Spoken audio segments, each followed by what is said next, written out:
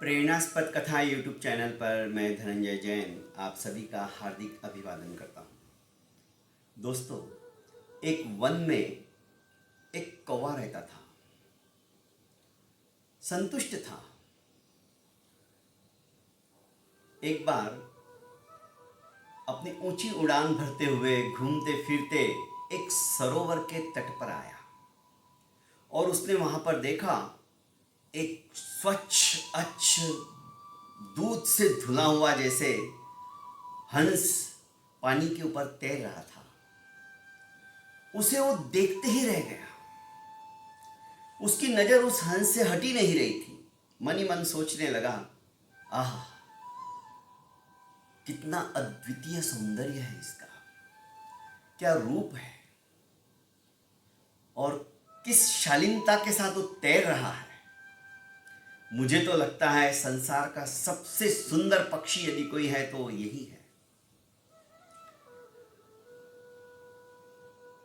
राजहंस था, उसके पास आया कौवा और कहने लगा कि मित्र, तुम्हारी सुंदरता को देखकर मैं तो मुग्ध हो गया। मेरे पास शब्द नहीं है कि तुम्हारी तारीफ कैसे करूं। हंस मुस्कुराया और कहने लगा, रूप और सौंदर्य तो ऊपर वाले की देन है, पर तुम जैसा सोच रहे हो वैसा नहीं है। मेरे से भी ज़्यादा रूप और सौंदर्य यदि किसी का है, गुण किसी में है, तो वो तोता है। क्या उसके पंखों की छटा है, क्या उसकी नाक है, और तो और वो मनुष्य वाणी में बोल सकता है। अद्वितीय गुण है उसके अंदर। अच्छा, तो मित्र, तुम मेरी तारीफ मत करो, मेरे से भी श्रेष्ठ तोता है। कौवा उड़कर तोते के पास जाता है, तोते को ढूंढता है और उसकी छटा देखकर सचमुच में वो खुश हो जाता है कि वाओ, भगवान ने क्या तुम्हारी निर्मिती की है। सचमुच में तुम बहुत सुंदर हो। जितनी तारीफ हंस ने की उससे कई ज्यादा तुम सुंदर हो। और तो और तुम कितना मीठा बोल रहे हो। तुम्हारी वाणी को सुनने के लिए लोगों के कान लालायित रहते हैं। तुम मनुष्य वाणी में भी बोल सकते हो। तुम राम राम का रट्टा मार रहे हो, भगवान का नाम ले सकते हो। तोते ने कहा कि मित्र, मेरे से भी ज्यादा यदि रूप और छटा के अंदर कोई है, वो मोर है, और वो भी बहुत मीठा बोलता है। उसके पंख तुम देखोगे तो देखते ही रह जाओगे।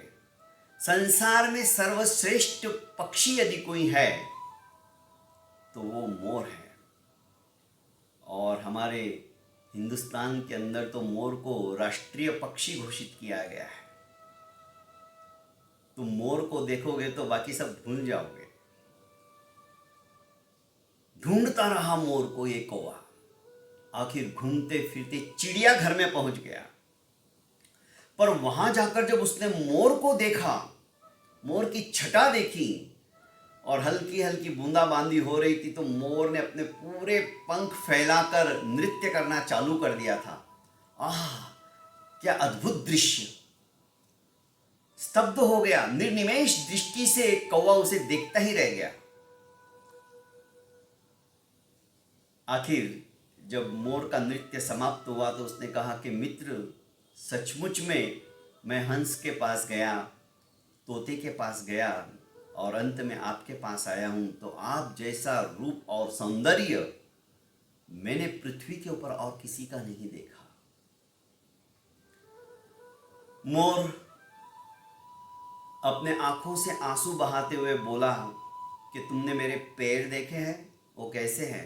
मेरा सारा शरीर भगवान ने बहुत अच्छा दिया, पर मेरे पैर देखो, टेढ़े मेढ़े हैं, अच्छे नहीं हैं। ये बहुत बड़ी कमी मेरे अंदर रही है। और तो और मैं बाहर से इतना सुंदर दिख रहा हूं, इसीलिए मुझे चिड़ियाघर वालों ने यहां पर लाकर बंदी बना दिया, पिंजड़े में बंद कर दिया। चारों तरफ देख रहे हो तुम, कितनी बड़ी जाली है, मैं उड़ के बाहर भी नहीं जा सकता हूं। मेरा ही सौंदर्य मेरा दुश्मन बन गया है। मैंने इस चिड़ियाघर में बहुत पशु पक्षी देखे, सिर्फ और सिर्फ मित्र तुमको नहीं देखा।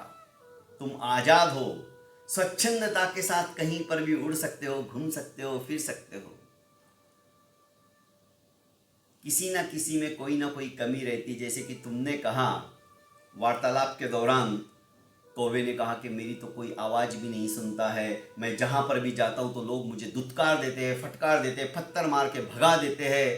पर दोस्त, इसे तुम अवगुण मत समझो। तुम्हारी स्वच्छंदता सबसे बड़ी तुम्हारी आज खुशी की बात यह है कि तुम आज़ाद हो। मैं आज़ाद नहीं हूँ, मैं बंधनों के अंदर आबद्ध हूँ।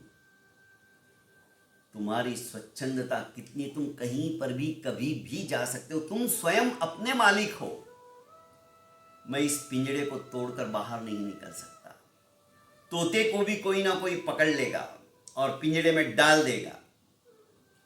हंस की बात अलग है, पर हंस ने तुमको जो तारीफ की, उसके काबिल हम होते हुए भी वो तारीफ क्या काम की, जब हमको पिंजड़े के अंदर डाल दिया जाता है और राजहंसों को भी पकड़ लिया जाता है, उन्हें भी आबद्ध कर दिया जाता है, क्योंकि वो सिर्फ मोती खाते हैं।